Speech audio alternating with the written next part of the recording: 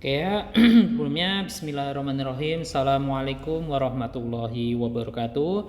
Terima kasih untuk kehadiran saudara-saudara semuanya pada pertemuan pada mata kuliah dasar ilmu tanah. Dan pada pertemuan kali ini kita akan membahas mengenai pupuk. Nah, pupuk adalah segala sesuatu hal yang mungkin familiar didengar oleh telinga saudara-saudara semuanya, bahwasanya ketika kita ingin menambahkan suatu unsur hara atau mungkin bahan-bahan yang nantinya juga bisa mensupport unsur hara yang dibutuhkan oleh tanaman tersebut, itulah yang dinamakan pupuk. Tetapi kadang-kadang kita juga masih salah dalam penyebutan, ada yang pupuk kemudian pemupukan, itu memiliki arti yang berbeda. Nah, apa saja yang perlu diperhatikan ketika saat kita ingin melakukan pemupukan, kita akan bahas di pertemuan kali ini. Oke ya, kita lanjut. Nah, sebelum kita membahas atau mendalami mengenai pemupukan atau pupuk, kita harus persamakan persepsi terlebih dahulu, perbedaan antara pupuk dan pemupukan. Nah, di sini saudara-saudara semuanya sebagai mahasiswa pertanian harusnya sudah tidak asing dengan dua kata ini, pupuk dan pemupukan. Nah, perbedaannya itu apa sih? Itu bisa dilihat dari sini. Oke ya, kita lanjutkan. Nah, kita akan mempelajari terlebih dahulu yang namanya pupuk. Oke ya, pupuk itu seringkali digunakan untuk mensupport, ya kan, mensupport pertumbuhan atau sebagai bahan utama makanan pada tanaman untuk bisa berfotosintesis atau untuk melangsungkan proses hidupnya atau metabolisme yang ada di dalam tanaman itu sendiri. Nah, tapi kita harus mengetahui, kita harus persamakan persepsinya, kita harus samakan sudut pandang kita mengenai pupuk. Pupuk itu apa sih? Nah, pupuk itu adalah suatu bahan, oke ya, bahan. Karena pupuk itu adalah kata benda. Oke ya, bahan yang apa? Bahan yang digunakan untuk memperbaiki apa? Kesuburan tanah. Ya, ini kata kuncinya, memperbaiki kesuburan tanah atau bahan yang digunakan untuk memperbaiki kesuburan tanah. Nah, bahannya itu, bahan untuk memperbaiki kesuburan tanahnya itu adalah disebut dengan pupuk. Oke, paham ya? Jadi kalau umpamanya ada yang bertanya kepada saudara-saudara semuanya sebagai mahasiswa pertanian, Mas, Mbak, pupuk itu apa sih sebenarnya? Ya tinggal dijawab di luar kepala aja sebenarnya. Pupuk itu, Bu, Pak, adalah suatu bahan, ya kan? Bahan yang nantinya digunakan untuk memperbaiki kesuburan tanah. Nah, jadi orang menambahkan pupuk itu memiliki tujuan untuk menambahkan kesuburan tanahnya, untuk meningkatkan kesuburan atau tingkatan kesuburan tanah yang dia miliki. Nah, kalau umpamanya tanahnya subur atau lahannya subur, maka unsur hara yang dibutuhkan oleh tanaman yang nantinya akan ditanam oleh si pemilik lahan itu bisa terpenuhi. Kalau umpamanya bisa terpenuhi, maka tanamannya akan sehat. Kalau umpamanya tanamannya sehat, akan tumbuh dengan optimal. Kalau umpamanya tumbuh dengan optimal, maka hasilnya juga bisa optimal atau maksimal, kayak gitu ya. Karena umpamanya hasilnya maksimal, maka keuntungan yang didapatkan oleh petani tersebut atau pemilik lahan tersebut maka juga akan optimal juga. Oke ya, itu yang namanya pupuk. Pupuk, sekali lagi saya ulangi, adalah suatu bahan yang digunakan untuk memperbaiki kesuburan tanah. Oke, kita lanjut ya. Nah, sekarang kita harus menyamakan persepsi juga mengenai arti dari pemupukan. Oke ya, kalau tadi pupuk itu adalah suatu bahan, kata benda. Kalau umpamanya di sini adalah kata kerja. Oke ya, kerja. Kata kerja berarti sesuatu hal yang dilakukan. Oke ya, pemupukan berarti adalah suatu proses atau pemberian pupuk, ya kan, pemberian pupuk kepada tanah. Ya, berarti bisa disebutkan bahwasanya pemupukan memiliki arti penambahan zat hara, ke tanaman atau ke tanah agar tanah menjadi lebih subur, kayak gitu. Bedanya adalah kalau umpamanya pupuk itu adalah suatu benda, ya, yang untuk memperbaiki kesuburan tanah tersebut. Kalau pemupukan adalah prosesnya, proses pemberian pupuknya, yaitu ada penambahan zat hara tanaman atau yang dibutuhkan tanaman ke dalam tanah agar tanah tersebut menjadi lebih subur. Nah, bedanya ada di situ. Satunya adalah kata sifat atau benda, satunya adalah kata kerja. Ya, kita sudah memiliki persamaan persepsi mengenai pupuk dan pemupukan. Oke, yang berikutnya, kenapa sih sebenarnya suatu tanaman itu perlu dipupuk? Ya toh? Ibaratnya saya ada yang bertanya seperti ini, kenapa sih manusia itu harus makan? Kayak gitu kan. Pupuk itu kan dia menyediakan sumber hara tambahan untuk tanaman itu. Nantinya sumber hara tersebut bisa diserap oleh tanaman untuk bahan makanan, ya kan. Bahan makanan tersebut nanti akan diproses oleh tanaman melalui fotosintesis ataupun metabolisme yang lainnya, yang mana nanti ya hasil metabolisme tersebut atau hasil dari fotosintesis tersebut digunakan untuk pertumbuhan si tanaman yang menyerap unsur hara itu tadi.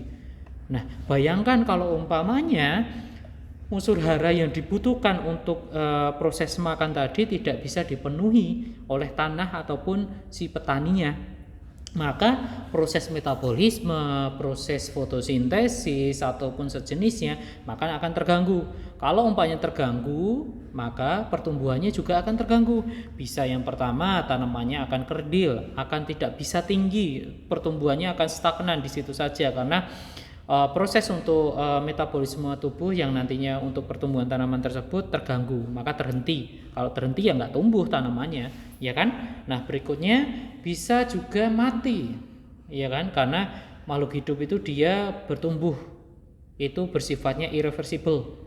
Kalau udah tinggi ya udah nggak bisa pendek lagi. Kalau umpamanya saudara-saudara memiliki tinggi badan 170, ya berarti ya nggak mungkin nanti bisa jadi 165 kayak gitu, nggak bisa karena pertumbuhan itu bersifat irreversible. Irreversible itu memiliki arti dia tidak bisa kembali. Jadi kalau umpamanya tumbuh itu ya bertambah terus kayak gitu. Nah, kenapa sih harus dipupuk, ya kan?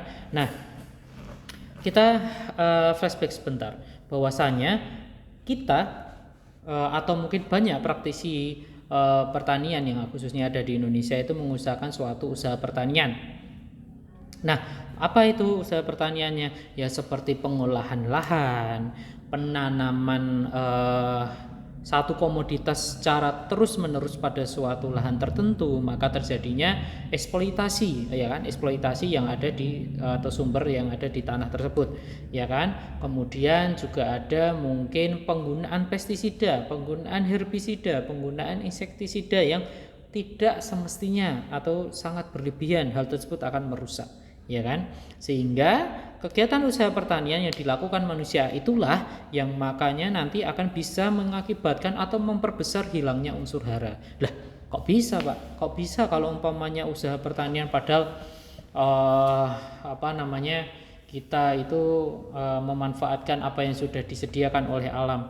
Ya, benar, tetapi ada beberapa praktek pertanian yang akhirnya bersifat keeksploitasi lahan. Maka dari eksploitasi lahan tersebut akan memperbesar hilangnya suatu unsur hara di suatu tanah. Karena yang pertama nih, adanya proses penghanyutan. Nah, maksudnya penghanyutan itu adalah pencucian zat hara atau yang nantinya akan hilang bersamaan dengan erosi.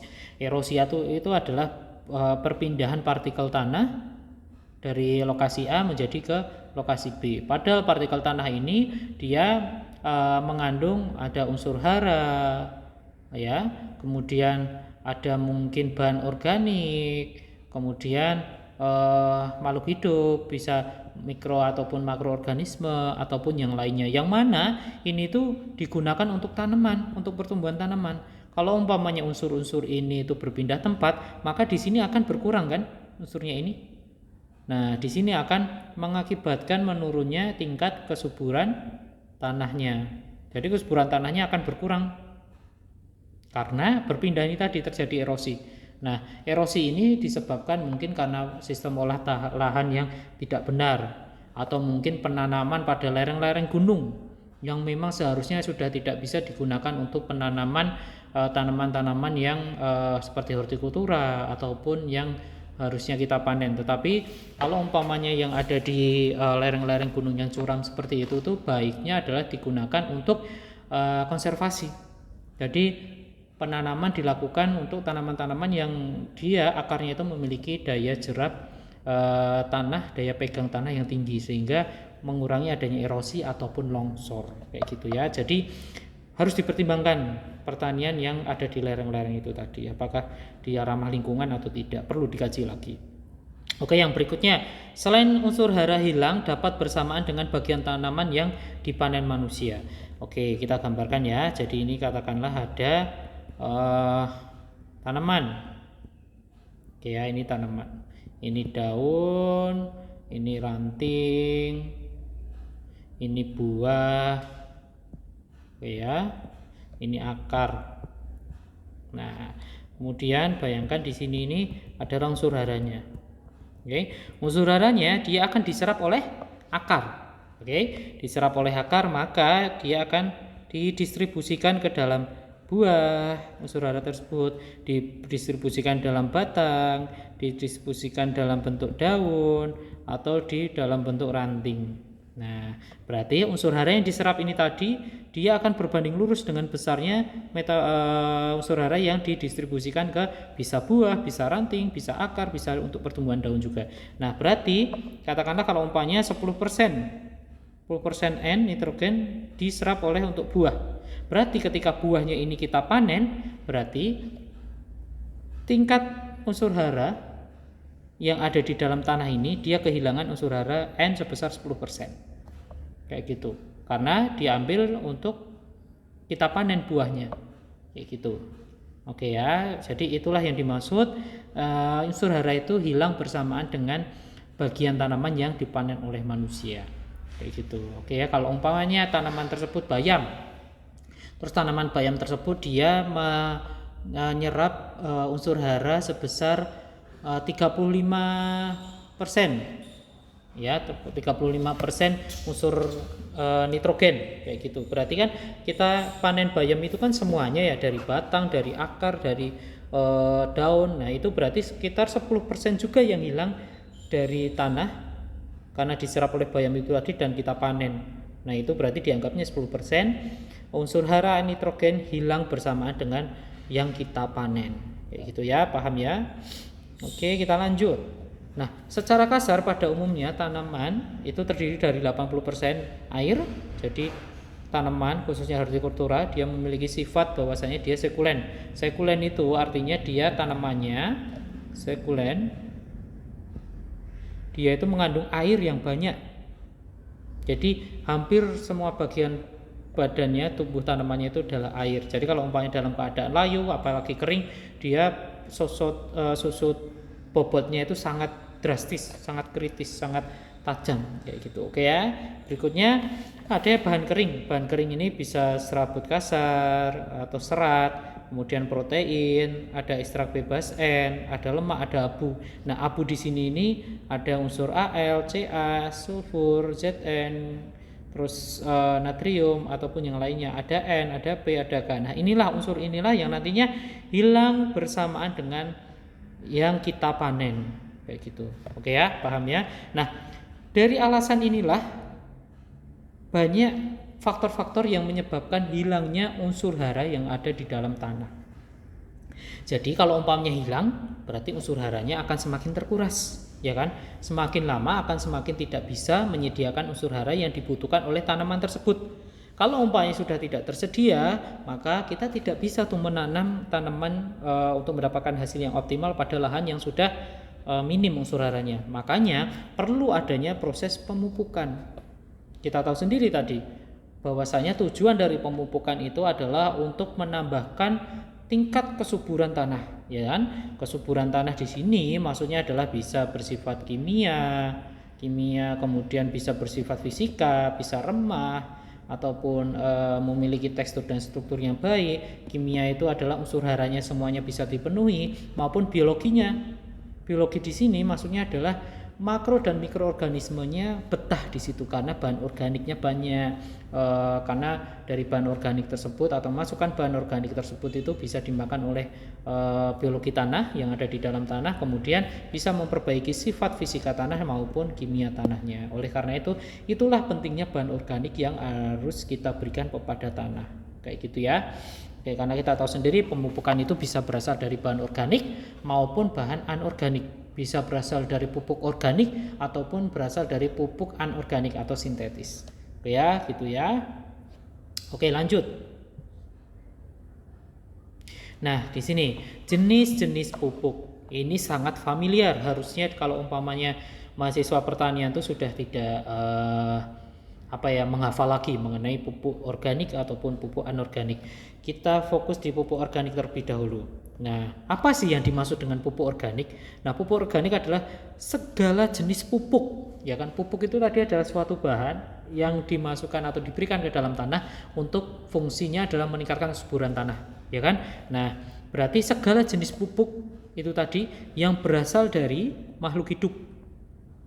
Fix harus ada kata-kata makhluk hidup ini dalam pupuk organik ataupun dari kata-kata semuanya organik kayak gitu. Oke ya, berasal dari makhluk hidup untuk makhluk hidup kayak gitu. Itu sembojannya untuk organik, pupuk organik kayak gitu yang sudah mati dan terdekomposisi.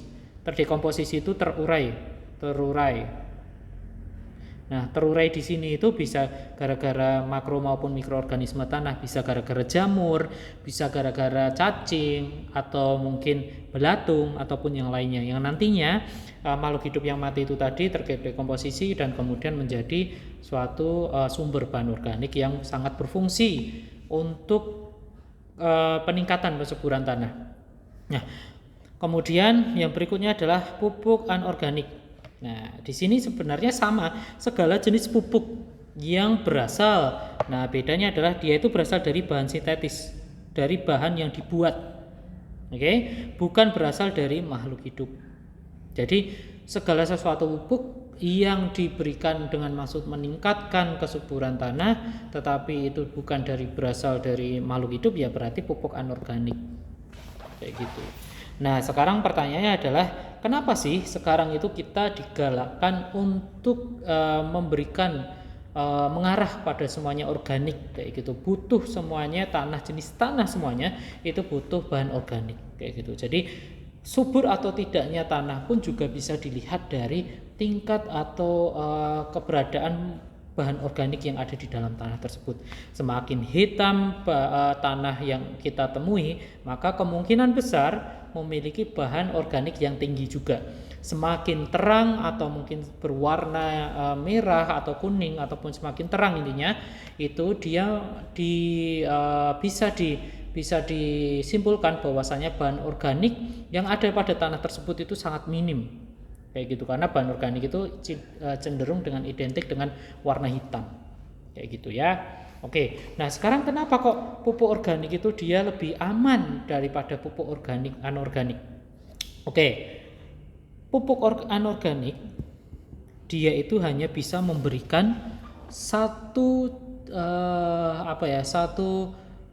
sektor saja, yaitu adalah kimia.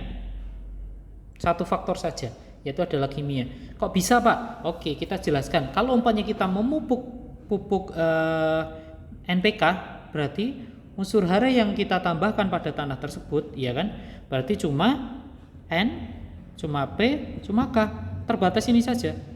Berarti dia hubungannya dengan faktor kimianya. Kalau umpamanya di situ ada tanah yang kekurangan unsur natrium, katakanlah seperti itu ya. Ada tanah yang kekurangan unsur natrium. Ya kalau umpamanya kalian berikan pupuk anorganik NPK ya nggak efektif, karena dia cuma bisa memberikan kesuburan pada faktor kimia saja.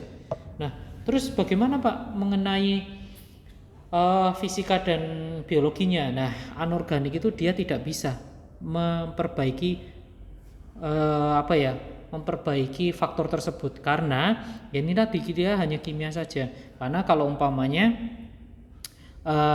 fisika dan biologi itu hanya bisa disediakan oleh pupuk organik. Kok bisa, Pak? Oke. Pupuk organik itu dia memiliki kelebihan. Yang pertama, dia sebagai makanan atau sumber energi bagi makhluk hidup yang ada di dalam tanah, ya kan? Nah, berarti dia bisa menunjang faktor faktor biologinya. Dia bisa memperbaiki kesuburan biologi tanah, karena kesuburan tanah itu dia harus ada memenuhi faktor-faktor berikut: biologi, kemudian fisika, Fisika. Kemudian satunya adalah kimia. Ini mutlak harus dipenuhi oleh jika ingin dikatakan tanah tersebut subur, kayak gitu ya. Nah, berikutnya kan karena bahan organik itu sebagai bahan makanan untuk makro maupun mikroorganisme yang ada di dalam tanah, otomatis biologinya atau makhluk hidup yang ada di dalam tanah tersebut akan melimpah di situ, karena banyak makanan otomatis akan banyak konsumennya, akan banyak organisme yang memakannya, ya kan. Nah, karena biologi ini tadi, maka akan terbentuk kesuburan di bidang atau di faktor fisikanya. Kok bisa, Pak? Nah, adanya gerakan cacing, kemudian ada gerakan rayap atau mungkin mikroorganisme lainnya, dia itu memperbaiki, katakanlah ada pori-pori mikro, ada pori-pori makro. Nah, itu bisa terbentuk karena gerakan perpindahan dari makhluk hidup tersebut. Nah, ini seperti halnya ketika kalian praktikum yang pengamatan biologi tanah. Kalau umpamanya di pengamatan biologi tanah itu bisa kalian lihat jalur cacingnya itu membentuk yang namanya pori-pori makro. Nah, pori-pori makro tersebut nanti bisa diisi oleh udara, bisa diisi oleh air, yang nantinya air tersebut membawa unsur-unsur hara yang penting bagi tumbuhan. Kemudian untuk jalannya akar itu gampang untuk nembus karena udah terbentuk lubangnya itu tadi. Nah, karena fisikanya terbentuk, otomatis kimianya juga. Kok bisa, Pak? Karena di bahan organik ini dia itu kompleks. Dia tidak hanya bisa satu unsur saja atau dua unsur saja, tapi majemuk, banyak banget, bisa N, bisa P, bisa K. Ini bisa unsur makro ataupun mikro. Kayak gitu, itu bisa dipenuhi oleh bahan organik. Maka kalau umpamanya bahan organiknya banyak, berarti faktor biologinya bisa terpenuhi, faktor fisikanya bisa terpenuhi, faktor kimianya bisa terpenuhi, maka tanah tersebut dikatakan sebagai tanah yang subur. Kayak gitu ya. Oke, kita lanjut. Nah, di sini pembagian jenis pupuk buatan. Nah, tadi kan sintetis ya. Pupuk buatan itu maksudnya adalah pupuk anorganik, pupuk sintetis atau pupuk yang dibuat. Kayak gitu. Nah, kalau kita sendiri mengetahui bahwasanya pupuk anorganik itu dibagi menjadi dua, yaitu adalah berdasarkan dari unsurnya yang bisa dipenuhi. Nah, yang pertama adalah pupuk tunggal. Kata-katanya saja tunggal, berarti cuma satu. Artinya pupuk organik atau pupuk anorganik tunggal ini dia hanya bisa mengandung satu unsur macam unsur hara saja. Berarti kalau umpamanya pupuk N ya dia bisanya cuma menyediakan unsur N saja. Kalau umpamanya dia pupuk P ya berarti cuma pupuk untuk menyediakan unsur hara P saja, ataupun K ya berarti untuk yang unsur hara K saja. Nah, lain katanya adalah majemuk. Majemuk ini dia kata-katanya majemuk lebih dari satu, ya kan? Berarti dia bisa menyediakan lebih dari satu unsur. Nah, pupuk ini dia mengandung lebih dari satu unsur hara, katakanlah pupuk NP, pupuk PK, pupuk NK ataupun NPK.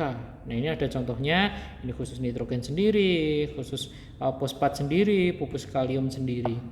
Kayak gitu ya, paham ya? Nah, jadi pupuk itu berdasarkan jenisnya ada dua, pupuk organik yang berasal dari makhluk hidup, pupuk anorganik yang berasal tidak dari makhluk hidup atau sintetis atau buatan.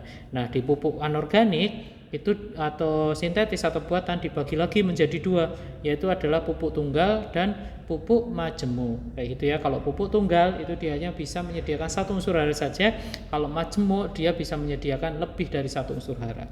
Kayak gitu ya. Nah, ini sifat umum dari pupuk buatan atau pupuk anorganik. Oke, sifatnya yang harus diperhatikan kenapa kita harus memperhitungkan ketika kita menggunakan pupuk anorganik. Oke. Nah, nilai suatu pupuk itu ditentukan oleh sifat-sifatnya, khususnya untuk pupuk anorganik atau pupuk sintetis atau pupuk buatan itu tadi. Yang harus diperhatikan adalah kadar unsur haranya. Ya kan? Itu kan kalau umpamanya saudara-saudara semuanya pernah beli pupuk NPK, di situ kan ada berapa persen? Katakanlah 12.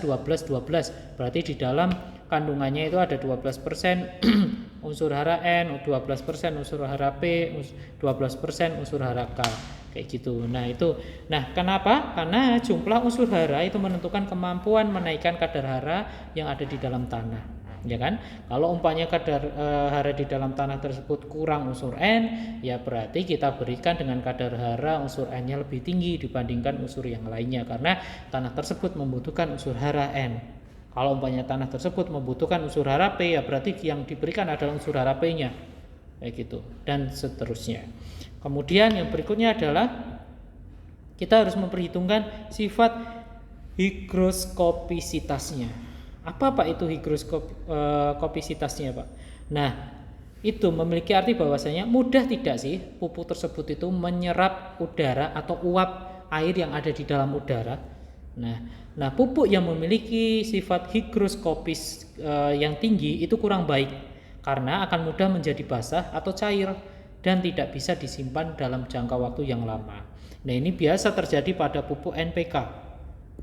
Ini sering sekali terjadi, khususnya apalagi pupuk N, karena dia itu memiliki sifat higroskopisitasnya tinggi. Coba saja kalau umpamanya nggak percaya, kalian beli pupuk NPK atau pupuk P saja, pupuk N, kemudian kalian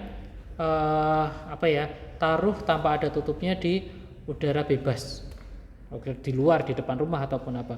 Nah, beberapa hari kemudian dia akan cair karena dia memiliki sifat higroskopisitas yang tinggi, yang dia bisa menyerap uap-uap udara yang ada di dalam udara, kayak uap-uap air yang ada di dalam udara, kayak gitu ya, paham ya. Kemudian kita juga harus memperhitungkan kelarutannya. Kenapa Pak harus memperhitungkan kelarutannya? Karena kelarutan itu akan menunjukkan mudah tidaknya sih pupuk tersebut itu larut di dalam air. Kalau umpamanya sulit larut di dalam air, maka ya ngeristal akhirnya, ya kan?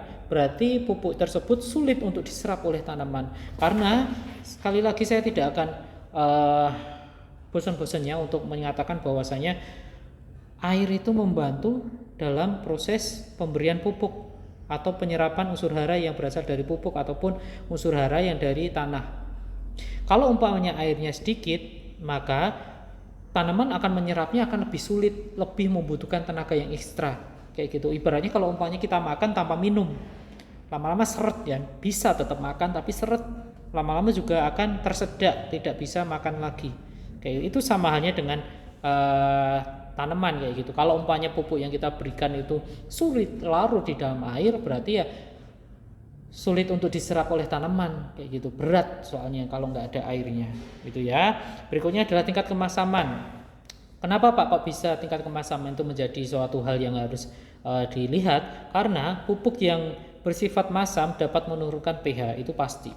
Kalau umpamanya tanahnya sudah memiliki sifat masam, terus kita sering pupuk masam, pupuk masam seperti nitrogen, kemudian dia akan menyebabkan penurunan pH lagi pada tanah tersebut, sehingga tanahnya itu akan memiliki sifat lebih masam lagi.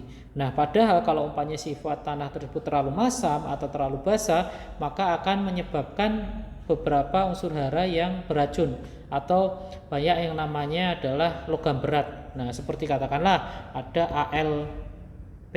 Ini sering terjadi di basa. Oke, kalau umpamanya FeP itu sering terjadi di masam. Nah, ini itu kalau umpamanya sampai diikat oleh logam berat, unsur P ini tidak akan bisa diserap oleh tanaman karena terlalu berat, karena dia terjerap oleh unsur Al pada basa, unsur Fe pada tanah yang masam, kayak gitu. Nah Pak, bagaimana Pak caranya untuk menanggulanginya? Ya diperbaiki dulu pH-nya. Oke, kalau umpamanya pH-nya sudah diperbaiki, kemudian ya dipupuk dengan biasa. Tapi kalau umpamanya kalian tidak memperbaiki pH-nya, ya berarti ya dengan pemupukan lagi, penambahan dosisnya, kayak gitu. Tetapi itu tidak terlalu lama lingkungan, sehingga perlu yang namanya perbaikan pH terdahulu. Kalau umpamanya basah, ya diberikan belerang untuk menurunkan pH-nya, diberikan bahan organik untuk menurunkan pH-nya. Kalau umpamanya pH-nya masam, berarti diperlukan pengapuran dan bahan organik juga untuk menstabilkan pH-nya itu tadi. Oke ya. Berikutnya bekerjanya. Nah, maksudnya adalah waktu yang diperlukan untuk pupuk tersebut dapat diserap oleh tanaman sehingga akan memperlihatkan pengaruhnya. Nah, ini hubungannya dengan tingkat efektivitas. Dia itu bisa berpengaruh cepat atau enggak sih? Nah, salah satu sifat keunggulan dari pupuk anorganik itu adalah dia memiliki sifat yang cepat atau dapat langsung mempengaruhi atau bisa cepat diserap oleh tanaman tersebut karena dia bersifat spesifik. Kalau pupuk N ya N saja, kalau P ya P saja. Kalau umpamanya bahan organik dia itu membutuhkan waktu yang cenderung lebih lama dibandingkan pupuk anorganik karena butuh proses perombakan, proses dekomposisi dan yang lain-lainnya kayak gitu. Tetapi sekali lagi kalau pupuk anorganik itu dia hanya bisa menyebabkan atau meningkatkan kesuburan pada faktor kimianya saja. Kemudian di salt index ini hubungannya dengan tingkat salinitas, tingkat garam dari tanah itu sendiri. Oke ya, berikutnya. Nah, salt index ini dia itu berfungsi atau ia merupakan salah satu faktor penghambat juga untuk atau yang mempengaruhi atau bisa meracuni tanaman yang kita tanam. Khususnya kalau salt index ini biasanya banyak ditemukan di tanah-tanah yang dekat dengan pantai. Itu kan memiliki kadar garam yang lumayan tinggi kayak gitu ya.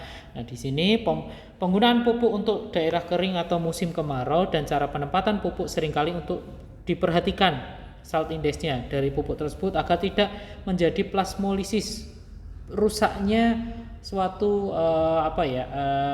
sel-sel yang ada di dalam tanaman tersebut. Jadi pecah selnya, kemudian jadi yang namanya salt injury sehingga tanaman tersebut bisa keracunan dan mati. Nah, ini adalah salah satu kadar SI itu ada salt index. Semakin besar salt indexnya akan semakin berpotensi untuk beracun pada tanaman kayak gitu.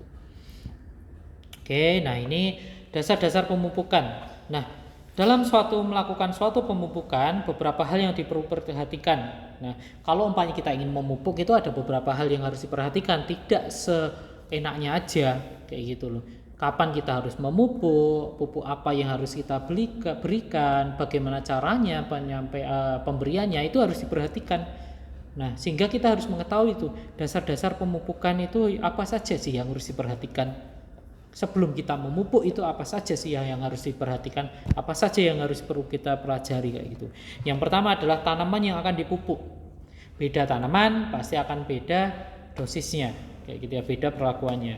Nah, kemudian yang berikutnya ada jenis tanah yang akan dipupuk. Kemudian ada jenis pupuk yang digunakan, dosisnya, waktu pemupukan dan cara pemupukan. Nah, ini akan kita pelajari. Yang pertama tanaman yang akan dipupuk. Nah, kita harus mengetahui itu sifat tanaman yang perlu diperhatikan dalam pemupukan itu meliputi yaitu adalah penggunaan unsur haranya dan sifat-sifat akarnya. Nah, maksudnya adalah penggunaan hara ya. Jumlah unsur hara yang diperlukan untuk menyusun bagian-bagian tubuh tanaman tersebut itu berbeda-beda. Untuk menghasilkan atau menyusun jaringan daun itu berbeda dengan batang, berbeda juga dengan akar, berbeda juga dengan ranting. Itu beda-beda untuk penyusunannya, pembuatannya kayak gitu ya. Kemudian sehingga bagian-bagian tanaman tersebut bila merupakan bagian yang dipanen dan tidak akan kembali ke tanah, maka unsur hara tersebutlah unsur hara atau dari bagian yang dipanen itulah yang nantinya akan hilang dari atau penyebab hilangnya unsur hara pada tanah kayak gitu ya. Berikutnya adalah sifat-sifat akar. Oke, nah sifat-sifat akar ini karena kita tahu sendiri tanaman itu memiliki jenis akar yang berbeda-beda, tunggang dan serabut. Nah, perlakuannya juga harus beda. Kalau umpamanya tunggang itu harus didekatkan dengan tanamannya karena dia ini saya gambarkan ya. Kalau umpamanya dia tunggang, dia kan seperti ini. Jangkauan akarnya itu pendek. Tidak luas, tetapi dia dalam. Oke, dia dalam bisa sampai dalam, tapi dia sekali lagi dia pendek karena dia tunggang.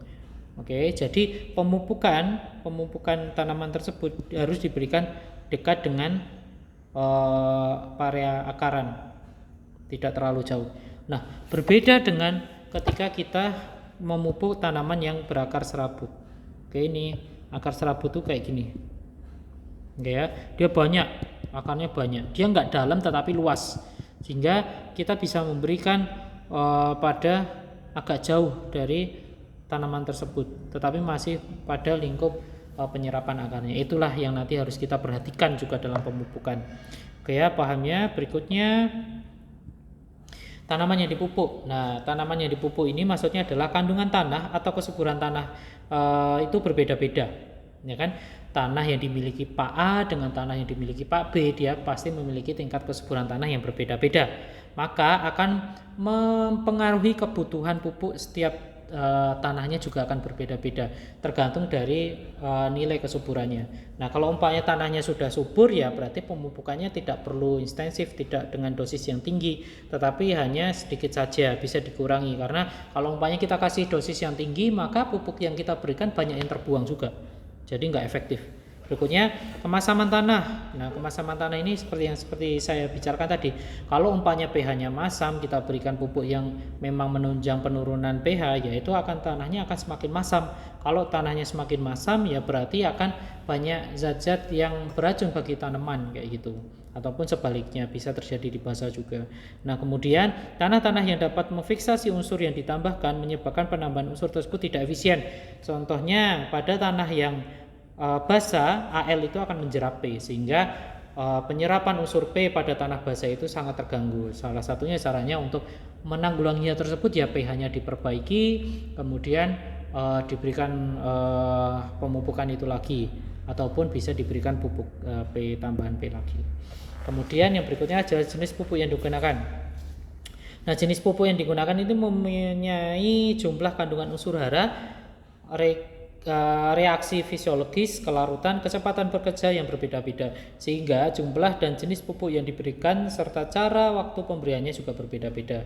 Pemberian pupuk organik seperti pupuk organik cair, dia juga harus diberikan diencerkan terlebih dahulu, tidak bisa kita berikan langsung, kita suntakkan ke dalam tanamannya juga nggak bisa, itu akan mematikan tanaman tersebut. Wah, berbeda kalau umpamanya kita memberikan pupuk granul. Kalau umpamanya pemberian pupuk granul ya mudah-mudah aja langsung kita berikan, kita tutup menggunakan tanah. Nah, itu berbeda-beda dengan jenis pupuk yang kita gunakan. Jumlah pupuk yang diberikan ini hubungannya dengan tingkat kesuburan tanah yang ada ataupun keperluan dari unsur hara yang diperlukan untuk tanamannya. Berbeda dosis yang dibutuhkan tanaman jagung dengan dosis yang dibutuhkan pada tanaman padi itu kan berbeda. Nah, itulah yang dimaksud jumlah pupuk yang diberikan itu berbeda-beda. Kemudian waktu pemberian pupuk juga berbeda-beda. Apakah pupuknya itu bisa bekerja dengan cepat atau bisa diserap dengan cepat seperti ZA, urea, ASN atau N4Cl, itu berarti ya harus diberikan bertahap, bisa 2-3 kali tergantung pada fase-fase yang kritis atau membutuhkan banyak unsur haranya, bisa pada fase generatif ataupun fase vegetatif. Kemudian pupuk yang bekerjanya lambat. Nah, ini hubungannya dengan kalau umpamanya bekerjanya lambat ya berarti dikasih yang banyak sekalian kayak gitu. Biasanya diberikan pada sebelum tanam ataupun sekaligus langsung pada saat itu juga. Berikutnya ada pupuk yang bekerjanya sedang, santai, tidak cepat tapi itu juga tidak lambat. Kayak gitu, itu juga harus diperhatikan. Berikutnya adalah cara pemupukan. Nah, pentingnya cara penempatan pupuk itu kenapa sih? Kita harus mempelajari cara pemupukan atau penempatan pemupukan itu kenapa sih? Yang pertama, agar dapat diserap oleh akar tanaman lebih efisien. Kalau umpamanya akarnya tunggang, ya berarti ya dekat, jangan terlalu jauh. Kalau umpamanya terlalu jauh ya tercuci, maka akarnya tidak bisa menyerap unsur hara yang kita berikan. Kalau umpamanya akarnya serabut ya agak jauh nggak masalah kayak gitu untuk efisiensi pemupukannya. Nah, agar tidak merusak biji yang ditanam atau akar tanaman. Nah, ini kalau umpamanya terlalu dekat dengan tanaman, maka bisa yang menyebabkan terbakar. Terbakar itu karena tadi sifat higroskopisnya dari pupuk buatan khususnya itu kan tinggi. Kalau umpamanya sampai kena bagian tanaman, maka kandungan air yang ada di tanaman tersebut akan terserap oleh butir-butiran pupuk yang kita berikan, itu bisa menyebabkan kematian karena kandungan air yang ada di dalam tanaman tersebut diserap oleh pupuk tersebut. Nah, kemudian untuk pengefisien tenaga, perhitungan ekonomisnya. Nah, caranya pemupukan itu ada yang namanya podcast, itu disebar langsung, setband itu diberikan di samping tanaman, kemudian in the row itu di dalam larikan, kemudian top dress atau set dress itu diberikan pada atas atau di sampingnya. Kemudian ada pop up juga dimasukkan bersamaan biji yang akan ditanam kayak gitu. Nah, kemudian ada foliar application, yaitu adalah pemupukan lewat daun disemprot atau pupuk daun itu tadi, berarti diberikan di semprotan. Kemudian ada vertigation, yaitu adalah pemupukan lewat air irigasi. Ini biasanya dengan menggunakan drip irrigation. Kemudian biasanya digunakan di hidroponik, itu menggunakan mekanisme vertigation atau pemupukan lewat air irigasi.